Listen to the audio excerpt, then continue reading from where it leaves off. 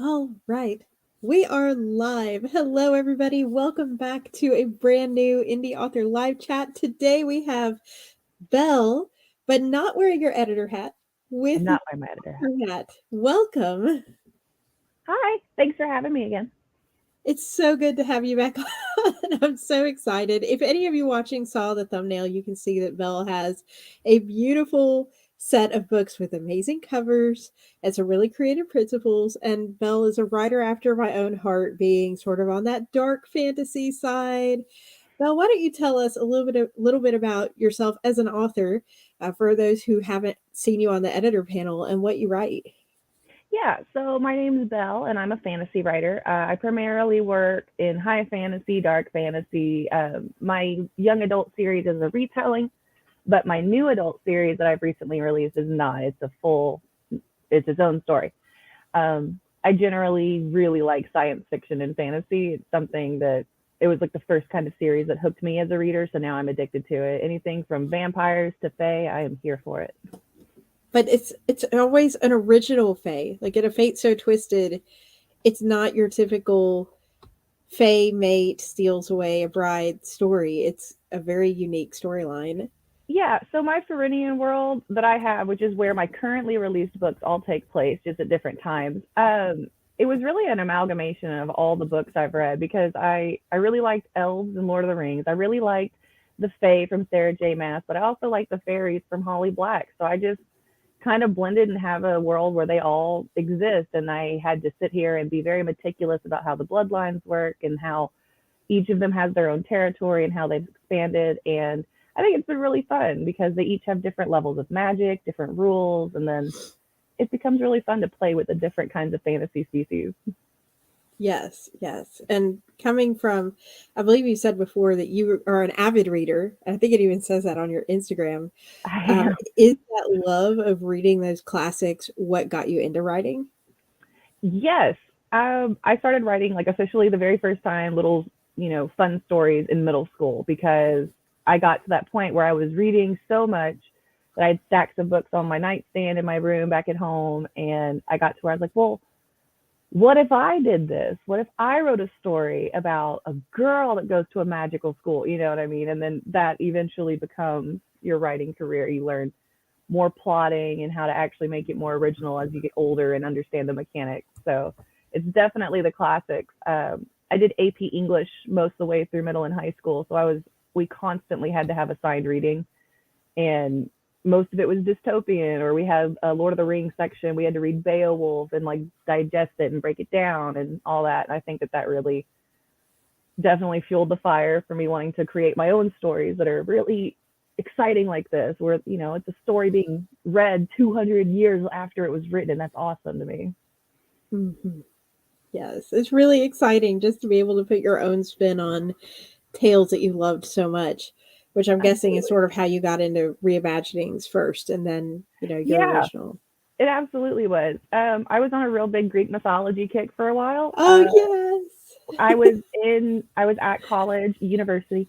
I was studying, and I took the class, global mythologies of the old world, specifically like prior to year 1000, those kind of mythologies.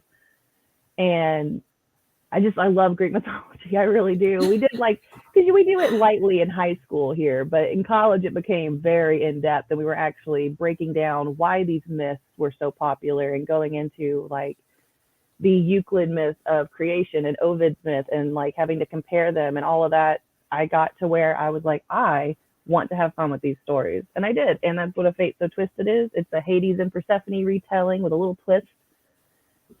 He doesn't necessarily kidnap her, Right, but we right. do have a lot of situations where our Persephone, Evelette in my books, is having to make these hard choices. And of course, I don't want to give too much away, but Hades and Persephone prevail. So as long as they end up together, I'm happy.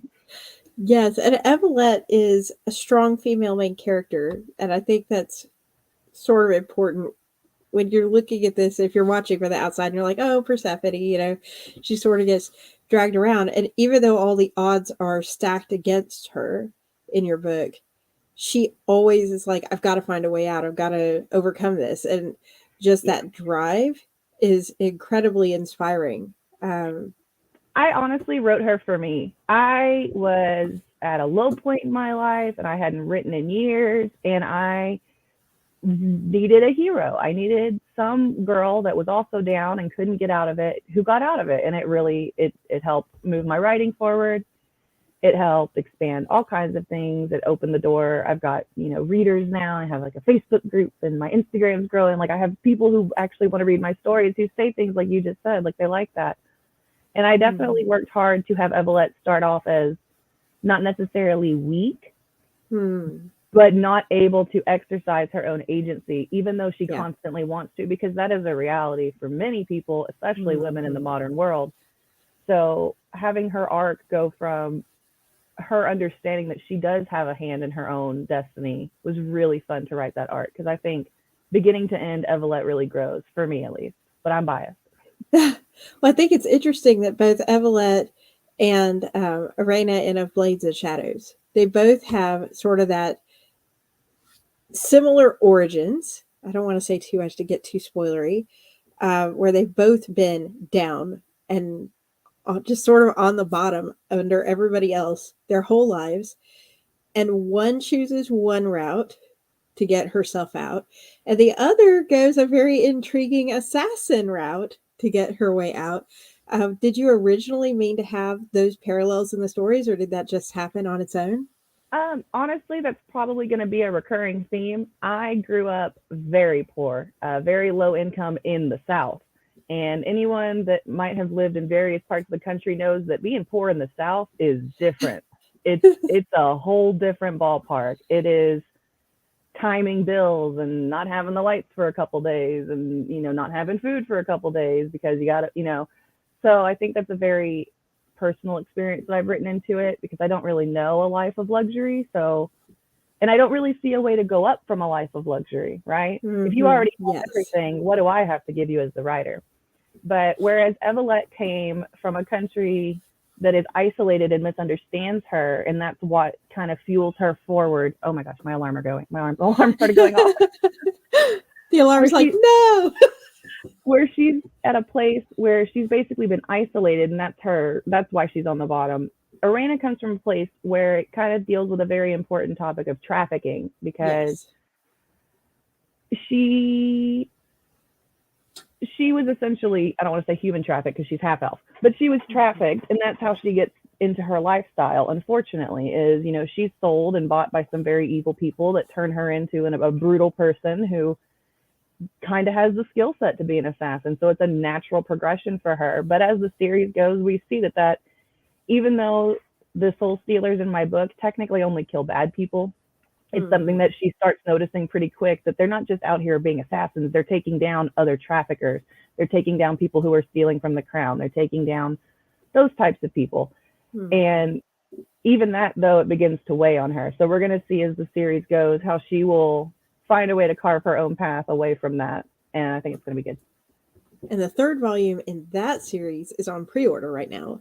It is on So, pre-order right now. It releases in June of this year, and I think anyone that's read books 1 and 2 and have any couple that they're shipping will be very happy with book 3. oh yay!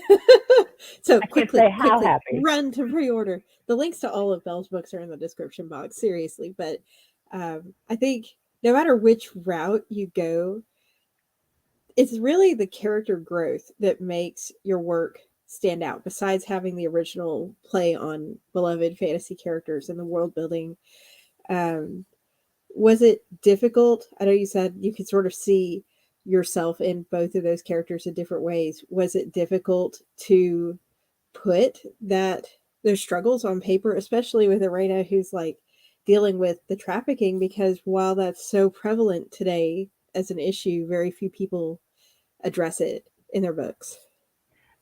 It wasn't hard for me, honestly. It's very cathartic to write down my views on things, and it's really awesome because I'm a very sarcastic and sardonic person, and so is Arena. Whereas Evelette is a cinnamon roll. She's so nice. Like I can't have her say anything mean because it wouldn't fit her. But with Arena, I get to be a little extra sarcastic. Like I get to say things like, "What the heck is this?" Like, and it's definitely more fun. It wasn't hard to put those struggles on paper because I'm not awkwardly enough, I'm not very good with my words. I'm not a verbal person, but if you give me a keyboard or a pen and paper, I can go forever and tell you how I feel and all that. So it was actually very natural to do it. Pardon me. Had to clear my throat. It was very natural for me, and I also had friends that grew up similarly or had similar themes in their life that it was really easy to, or not easy, but it was enjoyable to have Hmm. it get critiqued and have people say, "Oh, let's take this further. Let's really show her despair right here." Which Mm. anyone that has read book 2 will know there's a lot of themes of depression, PTSD, and overcoming it. So I think it's important to tell the different sides of those stories because Evelette has her moments where her trauma affects her, but it's a different kind of trauma, and Right. it's not less, it's just different. And so Hmm. Arena deals with hers differently because it's a different kind of trauma. And I think it's really good to have readers be able to see maybe their own depression in a character and see, oh, this badass elven assassin gets over it. I can push through it too. And so that's the goal, at least. Yes. And I would say for people watching, if you're newer to dark fantasy, Belle's books are good to start out with in that there is still hope in them. We did a fantasy panel around New Year's where we talked about the difference between noble bright and dark and grim dark. And grim dark just, there's just despair. There's never Yeah, hope. There's no it's light. just It's dark. witch evil. But when I first read A Fate So Twisted blurb, I was like, oh, this is going to be a really dark one because it's basically the enemy of my enemy is who I'm going to have to side with here. But it does have hope in it and hope lingering for her. And that's sort of what drives the story forward. So this might be a good step out of classic epic and into something a little darker along the Yeah, way. and Twisted Fates is also much less dark than my Soul Stealer saga. Twisted Fates is much more. There are dark themes, but we have a light character navigating it. Whereas my Mm-hmm. Soul Stealer saga is we have dark themes and kind of a gray character navigating it. So you Mm-hmm. definitely see different. The Slaver's Way, which is essentially the trafficking system in my world, is mentioned in both books, but the way it's mentioned in Evelette's book is much more. It's separated. Oh, Right. this is a thing in my world. Whereas Arena's is, I'm part of this and I have to bring it down. So you have different perspectives of similar themes, and it's definitely good. Yes. In Twisted Fates, it's the young adult one. Yes. Was it difficult to find that balancing act or balancing line of here's where it's still dark, it's still real, it's still raw, without stepping over into the too mature as a dark fantasy writer? I didn't find it that hard only because her story is more about her journey. So it was rather easy to mute down the darker moments into quick paragraphs that are more about feeling than the action that's going on. And then, of Hmm. course, no romance, like no hard romance. Um, I actually found it a little bit harder to push the new adult envelope with my Oh. assassin book. Not just because I wasn't as familiar with it. I've always Hmm. kind of dabbled in YA only, and I've never Hmm. written adult. So, but I had a bunch of friends that are very, successful with new adult, and they were, showing me just write it how you see it, and then we will adult it up if need be. And so now it's actually become, now it is hard to go back to YA. Like now that I'm in new adult, Uh, all of my writing spreadsheets, like my next backlog books, they're all going to be new adult for a while. It's because it is easier to straddle that line of dark fantasy while also mhm. not having to censor too much to get the message across. Yeah. The Twisted Fates is a trilogy. Yes. And it Is is the complete. Yay! Yes. So you got a complete trilogy to start on if you're watching before you go up to the new adult and never want to go back to a young adult. Just kidding. But I still read young adult. I Um, do. I do. the other series, is it also going to be a trilogy or are we going to see more from it? So my new series coming out in November is a planned trilogy. It is new adult and it is a completely different universe, different magic system, different Oh, laws, different rules. I do have more books planned in the Ferenian universe, but I really want to step out for a bit and just kind of have fun with world building again.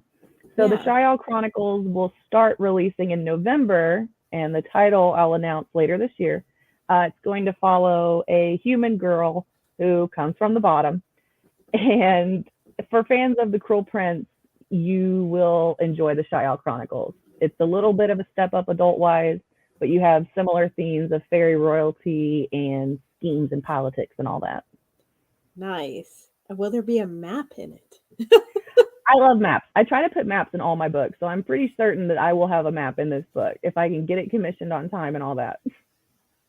That's great. I'm loving all the maps this year in indie books. If Yes. you're watching it, you don't know this. Indie books, we handle everything, all the production, the covers, and what we can't do, we have to find somebody else to do for us, like commission, like Belle just said. And before, really, the last few years, it was very hard to find an indie author that had maps in their books. And now there's these indie map makers, and Oh it's yeah. great. And some of these indie maps, there are some books that I have actually got off Amazon, and when I open them, I assume they're trad because these maps are amazing, and they Yes. like the production quality, if you will, is up there, and then I'm like, oh my gosh, this is an indie author. So it's really the production value is getting there for our community too. I think more artists are seeing that you can have just as fruitful a career working with independent artists as opposed to traditionally published artists and all that. So I think it's going Mhm. to be or traditionally published authors. So I've been enjoying it too. I love maps. I have my map hung up on my wall Oh, of the Perennian world. I like printed it out on fancy cardstock and I have it framed. I love maps. I nice. love maps. Everything should have maps. And we want maps. So yes, follow Belle for the new series. That makes me Yes, so please excited. do. I actually bought a Holly Black book the first time because someone posted a picture of the map in King of L fame. And I was like, I Oh, have to have this book. It must be mine. And I bought it. And then I found the indie books and I was like, wow. I do love the Cruel Prince series for what it is. I love the map. It's very whimsical the way it's drawn too, and I like that it fits the story so well. Yes. So speaking of art and commissions, your covers are so beautiful and they definitely stand out. They honestly, I thought you were a traditionally published author the Oh, first time I came across you because I was like, wow, look at Fate So Twisted's cover. And I wish I could pull it up to show everybody, but I don't have it around me. There it is. I love that cover so much. Um, so you do your own covers? You commission your covers? I commission my covers. I have a few graphic designer friends that have been very helpful. A friend of mine actually did those. Those are not the original covers. The original covers for A Fate So Twisted and A Reign So Wicked, as much as I love them, they were not on market, unfortunately. Hmm. So I had a friend of mine completely redo them, and she did an amazing job. I think I have all three right now. I don't have my Soul Stealer starters. I just signed those and sent them to a reader.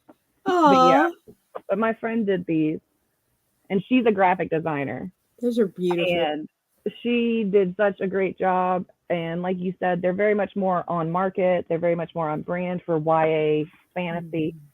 And I get compliments on them all the time. So I'm very grateful for knowing artists. And I must say, supporting indie book cover designers and indie book artists, you're actually going to get, I don't want to say surprisingly, but sometimes surprisingly good work for it being someone that Yes. might be an unknown artist. Like it's that's awesome to me. I don't know how to do that. Don't have an artistic bone in my body. My hat is off to your friend. Those are beautiful. Much love. She is actually going to be doing the covers for my Shayal Chronicles trilogy too. So we'll get to see more of her work. My Soul Stealer saga was done by the amazing Tamaya at Fantastical Inc. So please check her out. She's awesome. She's really great to work with, and she's an independent artist. And it's great to support other indies. You know what I mean? Like it's good supporting Yes. fellow non-corporate, artists that are making their own whatever, if you will. Mhm. So you came, and I'll drop Fantastical Inc.'s link in the chat. If you're watching on YouTube, you can get it that way. If you're watching on Twitter, you'll have to get it off the screen. Let me pull it up. But so you're an editor. I am an editor You've been professionally on by the day. editing panel. Yes, your day job is an editor, and at night we get the amazing dark fantasy author, but you're a great editor as well. I appreciate We that. had a lot of supporters come on to the panel to sing your praises. Do you find it difficult or challenging at all to read all day long for a living somebody else's books, probably fantasy, and then turn around and write your own in your own voice? I definitely do. Not because I get into the mind of my client or anything, but because it almost zaps my creativity. Because Mm, it's such a different, I don't want to say part of your brain because it's not, but it's a different mode. When I'm right. editing, I'm not looking at how do I want this to sound. I'm looking at, does this fit this writer's voice? Does this fit the character voice? Is this grammatically sound? If it's not grammatically sound, is that intentional? It's Yeah. work mode. So I find it very difficult on days, especially when I'm working epic fantasy or high fantasy or even grimdark. I've worked a few grimdarks. um, I find it very hard to go back to my own work. I end up usually just vegging out if I have to work a really, really solid piece and then just like watching Yeah. TV to try to reset my brain. I've actually been watching a lot of film criticisms and film discussion about cinematography, and that has surprisingly inspired a lot of writing stuff. Ooh. No, I can't have a camera in my book that does pan overs, right? But knowing the importance of it and why movie creators do it, I can set a scene and describe top down and give the illusion. And it's been really, it's helped a lot because writing does definitely zap the or editing does zap the creativity a little bit, at least for me. I'm sure others might be able to flourish. Well, and it adds to imposter syndrome. Yeah, editing's Oh, for my sure. day job as well. And I think one of the hardest challenges I've overcome has been reading the hidden gems in the indie community and being like, wow, this book is amazing. And you have to almost, or I have to always like turn off the comparison of, Oh, yeah. my book is mine. It is where it is for where I am in my journey. And you can't compare your book to where somebody else who may have been writing way longer than you is. But Oh, yeah. what advice would you have for editors who have spent all their time in other people's worlds but want to get into their own? Um, I would say focusing on your world building because that's usually what makes your world different. Hmm. And at least for me, when I start thinking about, well, how would this city work? That just sends me down a brainstorming, daydreaming time. And that can often lead to really good plot beats. It can lead to ideas that have ended up being an entire half of the book. So I would say focus on what makes your world unique. Focus on even just reading it over counts as a day of writing to me. Like if I'm just reading the same chapter I wrote yesterday, I count it as a writing day, and it is. So just keep pushing through and focus on your world building and remember that, it's your idea. It's unique. Everybody's ideas are unique in some way. Yes. Yes. Oh, this has been great. That is great advice. And I love chatting with all your books. Before we went live, we were talking a little bit about all the things and all the bookish stuffs that you have got going on. You've got a lot. Some of it we won't talk about because it's spoilery. So if you guys want to know, you're going to have to go follow Belle. But what can you tell us about your book plans? You've got the series coming later this year, but what else is going on with you for 2023? So for 2023, June is the third book in my Soul Stealer saga. November will see the first release in the Shial Chronicles. And then right now I'm working on a co-author piece that Caitlin Denman spoiled. But we're Thanks, working on Caitlin. we're working on an urban fantasy piece, very a la Crescent City, but with some differences because we're not Sarah J. Maas, of course. But there's a murder mystery. It's a world where Fae and humans have been at war for a while, and the war has kind of calmed down, but tensions are still there. And then we're going to have some nice broody Fae that have to work with the human. And then, of course, tropes we're playing with right now are forced proximity, coworkers. It's going to be fun. It's still being written right now. We're only about 72,000 words into it, but we're aiming for like 95 to 100,000 before we start fine edits. So we already have the cover, so don't worry. You'll be seeing it quite soon. And so, if Caitlin, who has also been on and done an interview, if anybody wants to just jump over on my YouTube channel and type her name in to see if you can find the spoiler, you can jump there. But Caitlin is in it. That means there's probably going to be a horse in it. There's no horses. I know. Oh, It's a modern world. They have cars. We wow. actually don't have any companion animals, at least as of now. Maybe in edits we'll throw one in. But what we've done is it's technically from two POVs, but we each have two characters that we play with. I have one male and one female. She has one male and one female. So we're able to play them off of one another, and it's been really fun actually. Like we did it just for fun. Like we knew the goal was to publish, but we didn't really think anything would come of it. It was more just messing around, and then we've actually got to where we really enjoy doing it. We message like, have you finished your section yet? Can I go in yet? Can I do it? Can I go yet? That's awesome. And Caitlin, I, if you're watching this, gasp. maybe there will be horses in the second one, maybe, but as of right Maybe we'll now see. they're in a city that's very much like New York City style, so not a lot of No horses running horse. around. Well, this has been so fun having you on and just chatting a little bit about your work, especially knowing the personal passion that went into bringing these worlds to life and these women's stories to life. This has really been such a pleasure. Thank you for coming back. Well, thanks for having me again. I love it. Maybe I'll come bother you another time. Absolutely. You should come read for us sometime. We'd love to hear some of your book. It scares me so much, but I'm gonna try. I've been looking for sections so I can sign up for your thing, and it's scary. You can do it. It's on the interwebs forever. No need to put you on the spot. But yeah, so if you're watching and you're a writer and you'd like to see more of Belle, you can go check out the editing panel, like I said, and grab some editing nuggets of wisdom there.